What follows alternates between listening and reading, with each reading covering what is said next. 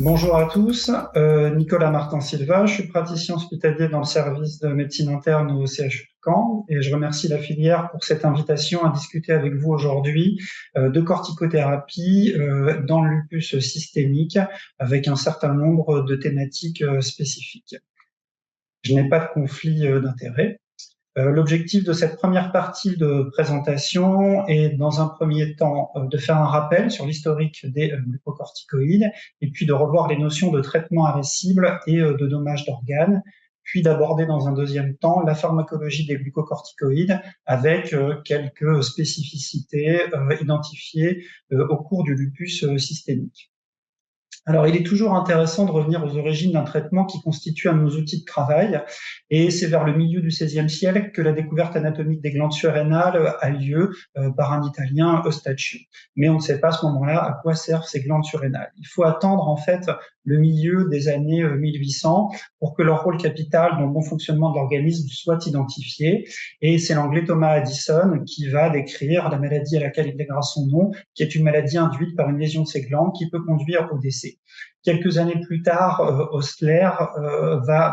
Brown-Séquard va mettre en évidence le rôle vital de ces surrénales par des expériences de surrénalectomie chez l'animal, et il va être le premier à émettre l'hypothèse de l'existence de substances sécrétées dans le sang qui agiraient à distance sur des organes que sont les hormones. À la fin du 19e siècle, Osler est le premier à montrer qu'on peut traiter des patients souffrant de maladie d'Addison en leur donnant des extraits frais de glandes salivaires, de glandes surrénales provenant d'animaux avec plus ou moins de succès. Et dans les années 30, grâce aux avancées de la chimie extractive puis de synthèse, ces hormones corticosurrénaliennes sont progressivement caractérisées avec deux grandes hormones, l'aldostérone, issue de la voie des minéralocorticoïdes, synthétisée au niveau de la zone glomérulée de la corticosurrénale, et le cortisol, issu de la voie des glucocorticoïdes, synthétisé au niveau de la zone fasciculée avec ses propriétés glucocorticoïdes et minéralocorticoïdes. À cette même période, les physiologistes montrent qu'elles sont mises en circulation à l'occasion des réactions de l'organisme à des agressions violentes, brûlures, traumatismes, chirurgie, par exemple. Et c'est le chimiste Kendall et son groupe de la Mayo Clinic, parallèlement à un autre chimiste en Suisse, qui vont identifier à partir des extraits, à caractériser structurellement et à proposer des voies de biosynthèse pour au moins 4 hormones bioactives, dont le composé F et le fameux composé E, qui est la cortisol. Et dans ce même hôpital travaille un rhumatologue, Philippe Hench, qui va mettre en évidence les propriétés puissamment anti-inflammatoires de la cortisone. Il a effectué le constat que chez les malades atteints de polyarthrite rhumatoïde, quand les patientes sont enceintes ou quand elles ont un ictère, eh bien, les symptômes sont soulagés. Et donc, ça lui fait émettre l'hypothèse qu'il existerait une substance X qui contribue au soulagement de ces symptômes. Et cette substance, ça pourrait être une hormone surrénalienne, parce que lorsque les malades ont une situation qui va stimuler la sécrétion surrénalienne, eh bien, il y a de la rémission de la maladie. Et les quelques grammes synthétisés en 1948 vont être administrés à une première patiente par voie intramusculaire avec un effet spectaculaire sur le contrôle de la maladie. Et cette efficacité va se confirmer dans une série de 12 patientes atteintes de polyarthrite rhumatoïde. Tout cela vaudra en fait à ce trio de cliniciens chimistes le prix Nobel de physiologie en 1950. Et puis les progrès de la chimie organique se faisant, on va pouvoir synthétiser à partir du cortisol des glucocorticoïdes de synthèse avec une amélioration de l'activité glucocorticoïde, une diminution de l'effet minéralocorticoïde, une amélioration de la durée d'action, et c'est la naissance de la prénisone, la prodrogue de la prénisolone, de la méthylprénisolone, puis avec les processus d'halogénation de glucocorticoïdes de synthèse avec des effets minéralocorticoïdes très réduits, comme la dexaméthasone par exemple. Alors très rapidement, les effets secondaires des glucocorticoïdes sont rapportés. Et bien entendu, les malades lupiques vont bénéficier de cette corticothérapie qui va là aussi être associée à une grande efficacité. Et au cours des dernières décennies, en parallèle de l'amélioration de la compréhension des mécanismes physiopathologiques dans la prise en charge du lupus, on a noté également une grande évolution. Et de cette maladie émaillée de multiples poussées, on est passé à une maladie avec des poussées, mais mieux contrôlées, mais surtout marquée par une morbimortalité à long terme. Et il y a deux concepts clés qui ont émergé dans la prise en charge du lupus. La notion de traitement à la cible, le treat to target, dans le prolongement de ce que nos collègues de rhumatologie ont fait dans la polyarthrite rhumatoïde. Et ce traitement à la cible, il se traduit au cours du lupus par des objectifs de rémission. C'est la rémission de risque définie par les anglo-saxons, c'est l'objectif cible. C'est une absence d'activité clinique, un SLEDAI à zéro, en association avec l'hydroxychloroquine, des immunosuppresseurs à dose stable, sans prendre en considération l'activité biologique, et qui intègre une dose seuil de corticoïdes qui doit être inférieure ou égale à 5 mg. Il y a une alternative à cette rémission, c'est le faible niveau d'activité de la maladie, un objectif moins ambitieux, avec un SLEDAI inférieur ou égal à 4 et une corticothérapie tolérée jusqu'à 7,5 mg par jour. Et ces objectifs de traitement nous servent maintenant de base thérapeutique et ils sont intégrés, comme vous le voyez, dans les dernières recommandations françaises du PNDS de 2024. Ces définitions de rémission et de faible niveau d'activité, elles sont régulièrement modifiées ou adaptées, et c'est le cas notamment dans les dernières recommandations de l'EULAR, où pour le faible niveau d'activité de la maladie, c'est une dose de 5 mg par jour qui est ciblée. Alors l'autre concept important, c'est celui de dommage d'organes qui se dégage sur les 10-15 dernières années, qui est évalué le plus souvent au travers d'un score, le SDI, qui est un score global et complexe, qui estime les séquelles persistantes plus de 6 mois irréversibles sur 12 domaines et qui est en cours de révision. Ce dommage d'organes, c'est un élément prédictif fort de la morbimortalité à long terme, et c'est particulièrement important et préoccupant dans une population jeune. Les déterminants, ils en sont multiples et intriqués, mais les facteurs majeurs et modifiables sont les poussées inflammatoires de la maladie, responsables des séquelles précoces de la maladie, et les traitements, tout particulièrement la corticothérapie, qui va être source des séquelles tardives. Il y a un score plus récent, élaboré en 2017, plus standardisé, plus maniable, qui est le Glucocorticoid Toxicity Index, qui va évaluer la toxicité cumulative des glucocorticoïdes, mais qui reste encore plus utilisé au cours du lupus.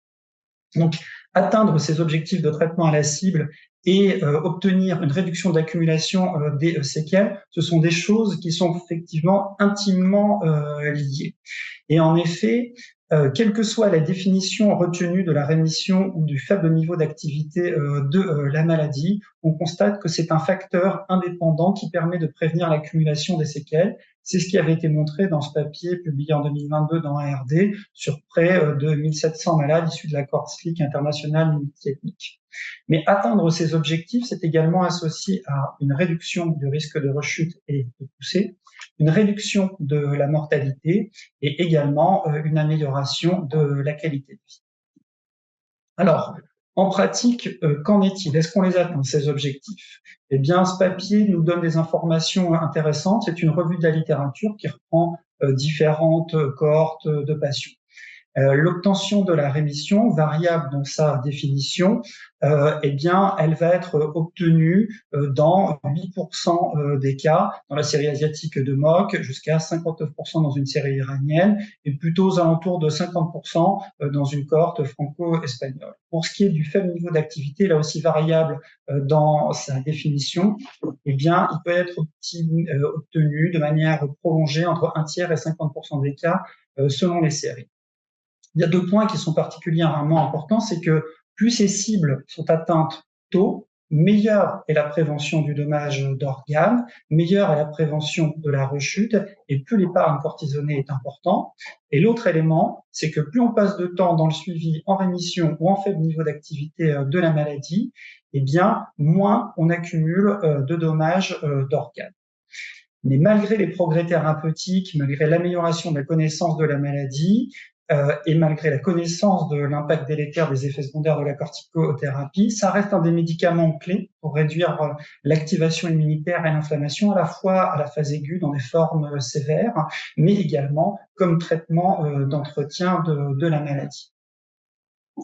Alors, Dans la cohorte SLIC, pour se donner une idée de ce que ça représente en VIREL, cette utilisation de corticothérapie, suivi médian de 7,2 années, 1700 malades, 80% sont exposés aux glucocorticoïdes péros, 26% aux glucocorticoïdes par voie intraveineuse.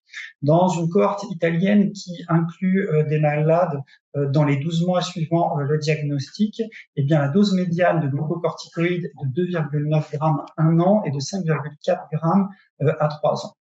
Une autre cohorte espagnole nous donne des informations importantes sur nos pratiques d'utilisation de trop forte dose de corticoïdes. Dans cette étude, la dose médiane de glucocorticoïdes reçue à 1 mois est un élément prédictif fort de l'exposition aux glucocorticoïdes dans l'année qui suit AM12, et ce, indépendamment de l'activité initiale de la maladie et d'une atteinte rénale. En gros, plus on a reçu de corticoïdes de manière élevée à M1, plus on a de chances d'avoir une forte dose à M12. C'était le cas pour des malades qui recevaient par exemple plus de 7,5 mg par jour. Est-ce qu'on dispose de données françaises? Oui, elles n'ont pas encore été publiées. Elles avaient été rapportées à l'EULAR en 2023 par le professeur Arnaud. C'est l'étude Lupin qui permet d'estimer au travers de l'analyse du système national des données de santé que parmi les 32 000 et quelques patients prévalents en vie au 1er janvier 2020, près de la moitié d'entre eux reçoivent des glucocorticoïdes péros et un quart d'entre eux ont une dose de glucocorticoïdes supérieure à 5 mg par jour. C'est des malades qui avaient une durée moyenne de suivi de 7 ans. Donc l'exposition à la corticothérapie au cours du lupus, elle est très forte, y compris pour des faibles niveaux d'activité de la maladie, puisque 20 à 30% des malades qui ont une maladie à l'état quiescent vont quand même encore recevoir de la corticothérapie. Une fois qu'on l'a démarrée, eh bien, elle est difficile à arrêter. Et le danger, c'est qu'elle serve de thermostat de contrôle de la maladie par le clinicien, mais parfois aussi par le malade qui s'auto-médique. La pharmacologie des glucocorticoïdes, c'est un élément clé pour mieux appréhender à la fois leur efficacité et leurs effets secondaires, mais aussi pour essayer de trouver des stratégies qui permettent de réduire les effets indésirables tout en gardant l'efficacité du traitement. Alors, sur le plan pharmacologique, ces glucocorticoïdes synthétisés à partir du cortisol, ils ont une durée d'action plus longue, une activité anti-inflammatoire plus importante et des propriétés minéralocorticoïdes moindres que la molécule mère. Ce sont des petites molécules lipophiles, de petites passes moléculaires qui vont diffuser passivement à travers les membranes cellulaires.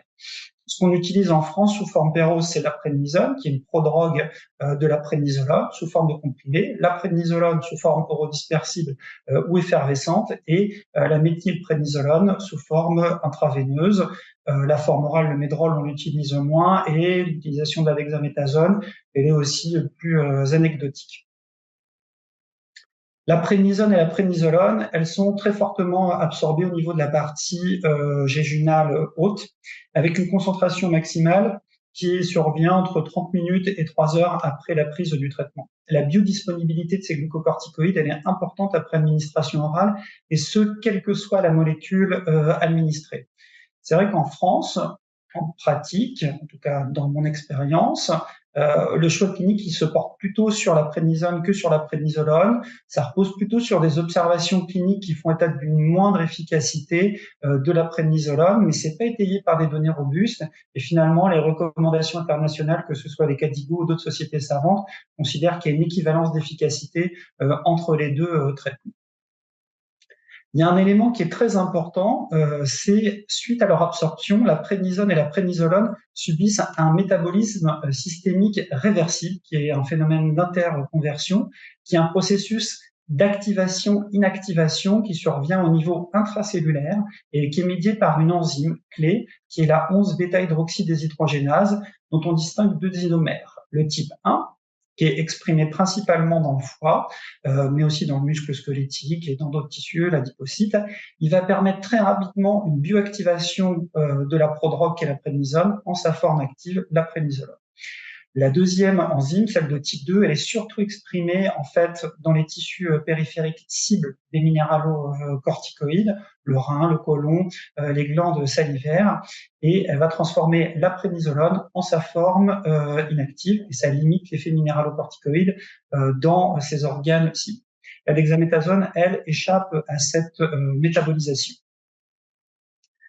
Pour ce qui est de la méthylprednisolone, qui est présente ou administrée sous forme d'ester de succinate de sodium, elle est rapidement en fait hydrolysée in vivo dans le plasma par des cholinésterases sériques qui vont libérer la méthylprednisolone, et le pic plasmatique, il est obtenu au bout de 2 heures. La méthylprednisolone circule liée aux globulines et à l'albumine fortement. La dexaméthasone circule sous forme libre et leur cinétique est linéaire, c'est-à-dire qu'il n'y a pas de modification des paramètres pharmacocinétiques tels que la clairance, le volume de distribution, avec la posologie, avec une distribution qui se fait dans tout l'organisme. La méthylprednisolone, elle franchit bien la barrière hémato-encéphalique avec des pics de concentration dans le LCR atteignant 5 à 6% de la concentration plasmatique correspondante.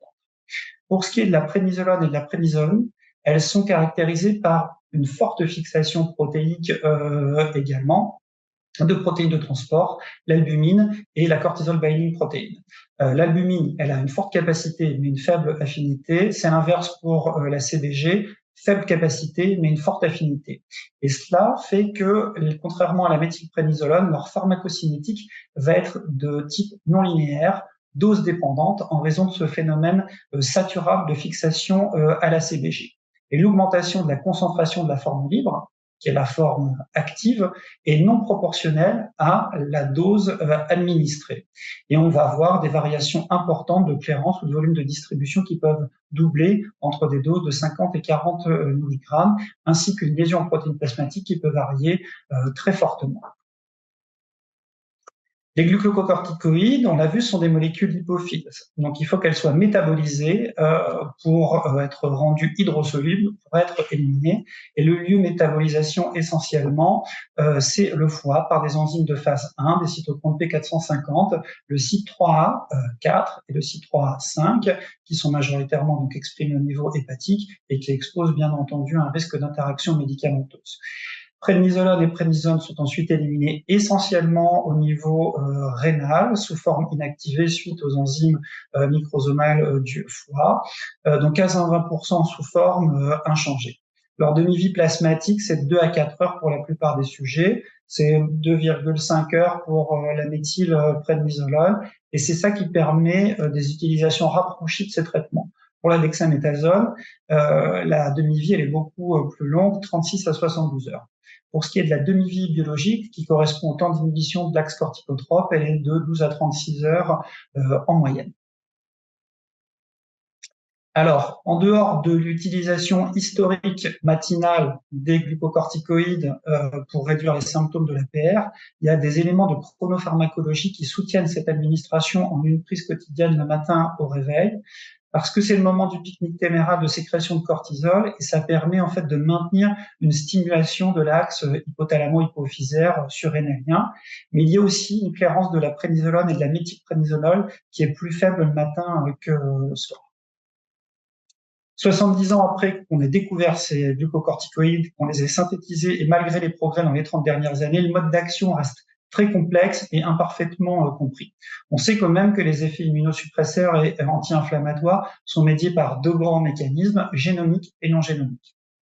Les effets génomiques, ce sont les effets les plus étudiés et ils sont médiés essentiellement, uniquement par les récepteurs intracytosoliques qui vont réguler l'expression des gènes. Ces récepteurs, ils sont présents de manière ubiquitaire dans l'ensemble des cellules de l'organisme avec une expression variable en fonction des tissus et c'est leur présence ubiquitaire qui explique les effets pléiotropes des glucocorticoïdes. Il y a deux isoformes, alpha et bêta, et l'isoforme alpha, c'est le récepteur classique qui fonctionne comme un facteur de transcription ligand dépendant.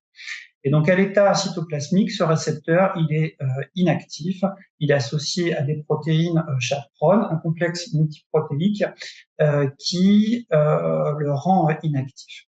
Et après la diffusion en fait libre au travers de la membrane cellulaire, les glucocorticoïdes sous forme activée, c'est-à-dire la prednisone, vont se fixer à leur récepteur cytoplasmique, vont entraîner son activation par une modification conformationnelle qui va le libérer d'une partie du complexe multiprotéique.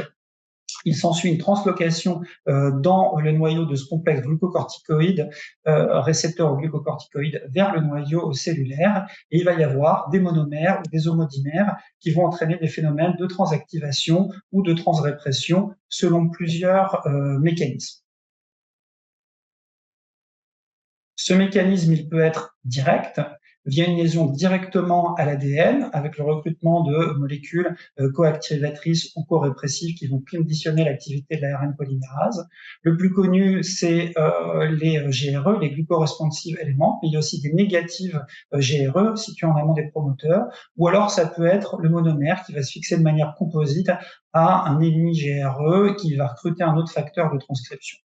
Le mécanisme, il peut être aussi indirect, sans liaison à l'ADN, sous forme de monomères qui vont interagir avec des facteurs de transcription pro-inflammatoires tels que NF-κB, AP1, et qui vont bloquer la transcription de leur gène cible.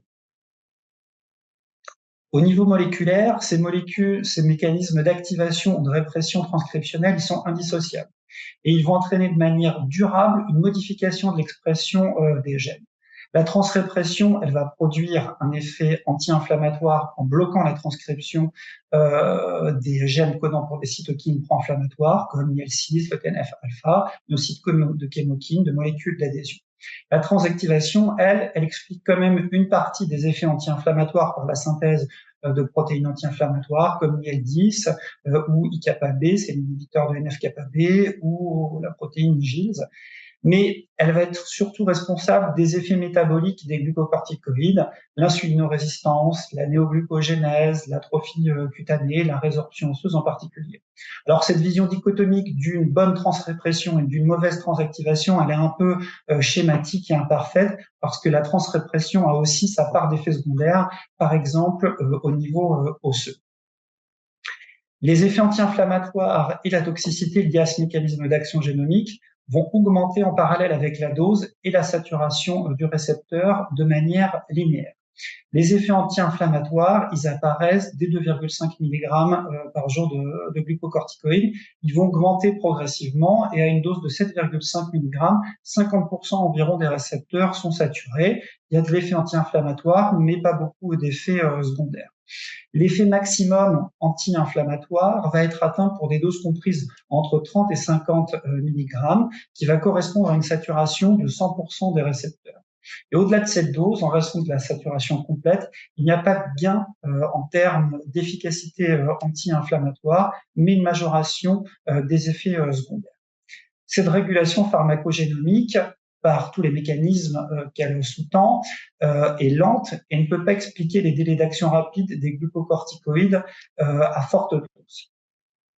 Et la rapidité d'action des glucocorticoïdes, elle s'explique par les effets non génomiques d'identification plus récentes qui vont toucher les cellules inflammatoires et immunitaires. Ça va entraîner une réduction de la prolifération lymphocytaire, leur apoptose, et leur compréhension plus récente et plus parcellaire. Il y a une inhibition directe de la phospholipase A2 et de la production d'acide arachidonique, mais également des modifications physico-chimiques de la membrane cellulaire non spécifiques. Il peut y avoir également une intervention du récepteur au glucocorticoïde qui n'est pas situé qu'en intracytoplasmique.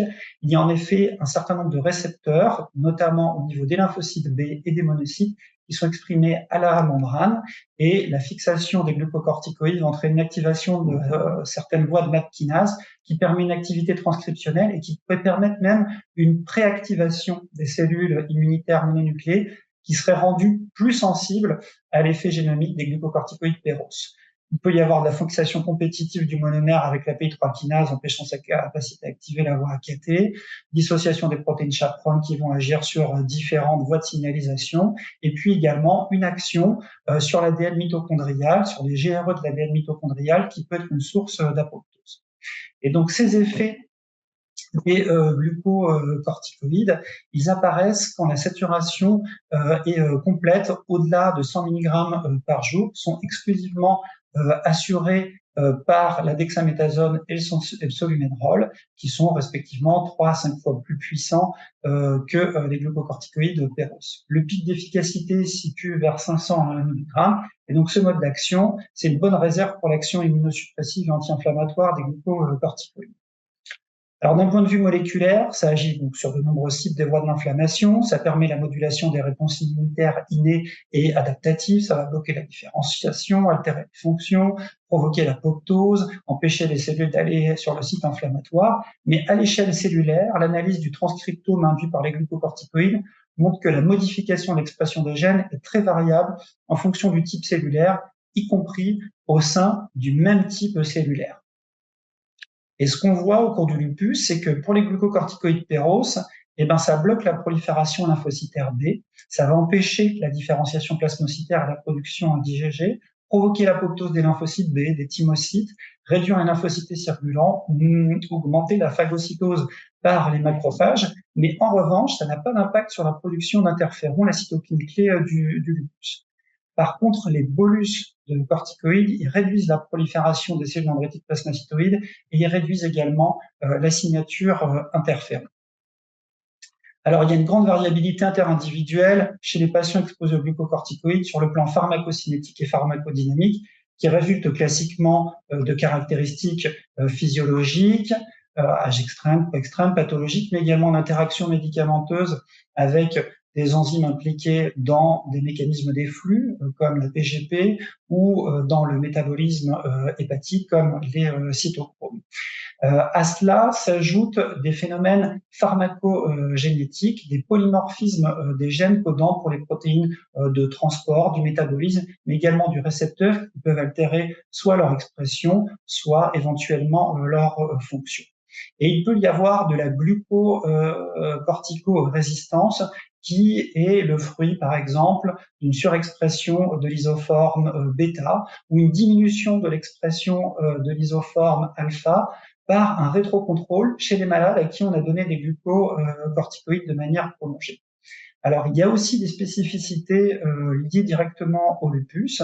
Et si la glucocorticorésistance elle reste difficile à définir, on estime qu'elle concerne environ 30% des patients lupiques et qu'elle peut être intrinsèquement liée au lupus en dehors de toute corticothérapie.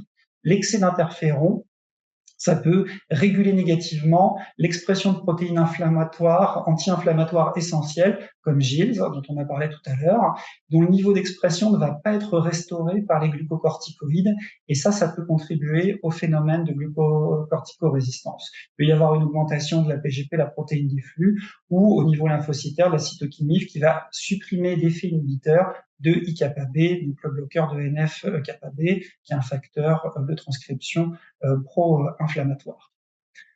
On l'a vu, le mode d'action génomique, il est non ciblé, il est pléiotrope et s'explique aussi des effets secondaires majeurs qu'on observe, qui ont été décrits dès le début de l'utilisation de la corticothérapie. Ces effets secondaires, ils dépendent à la fois du mode d'administration des corticoïdes, de la dose des corticoïdes, de la durée d'exposition et donc de la dose cumulée des corticoïdes. Et c'est particulièrement préoccupant dans une population jeune qui va être exposée de manière répétée à ce traitement en raison des poussées. Les bolus, de par leur mécanisme non génomique, sont associés à peu d'effets secondaires. Pour la corticothérapie péros, les effets secondaires peuvent augmenter de manière linéaire avec la dose administrée, c'est ce qui va être le cas pour le Cushing, la fragilité cutanée, le processus équinotique, alors que d'autres effets indésirables, eux, sont liés à un effet seuil, y compris pour des petites doses, comme le risque de cataracte ou de glaucome. Dans le lupus, Hogarth et Gilles ont mis en évidence dans une métarégression que la corticothérapie, elle était associée au dommage d'organes, particulièrement dans le système cardiovasculaire et dans le système osseux. Le risque d'ostéoporose, il est présent dès l'administration, y compris de faibles doses de corticoïdes au-delà de 5 mg par jour. Ça va toucher 10 à 20% des malades, il y en a 1 sur 5 qui est exposé à un risque de tassement vertébral. Les ostéonécroses, elles sont moins fréquentes et elles concernent 5 à 15% des patients. Alors, dans l'accord de Hopkins, une majoration d'1 milligramme de corticoïdes d'une visite à l'autre était associée à un risque d'augmenter de 2,8% son dommage d'organes. Dans une étude pilote de 48 patients sur 5 ans, Danza et collaborateurs ont estimé qu'une dose seuil reçue de 32,6 mg à M1 en médiane et de 7,38 mg en médiane à M12 étaient associés à un risque de dommages élevé à 5 ans, et ce, indépendamment de la dose du corticoïde reçue entre la première et la 5e année et de l'activité de la maladie. Donc l'impact sur le dommage d'organes, par contre, de plus faibles doses de corticoïdes, il est plus sujet à controverse, même s'il y a une étude observationnelle en Australie qui a suggéré qu'un seuil de 4,42 mg, ajusté à une médiane de 3,6 ans de traitement, était associé à une aggravation du dommage d'organes. Donc on le voit, ces effets de la corticothérapie sont précoces, ils se majorent avec le temps, c'est un des déterminants majeurs du dommage d'organes à moyen et à long terme, et cela indépendamment de l'activité de la maladie, c'est-à-dire qu'un malade sans activité, mais à qui on continue à mettre des trop fortes doses de corticoïdes, eh bien, il va continuer à accumuler du dommage d'organes. Et hormis des mesures préventives pour le risque ostéoporotique, seule une stratégie basée sur une diminution de l'exposition à la corticothérapie permet une réduction de ces effets secondaires. Je vous remercie de votre attention et la suite sera dans la deuxième partie.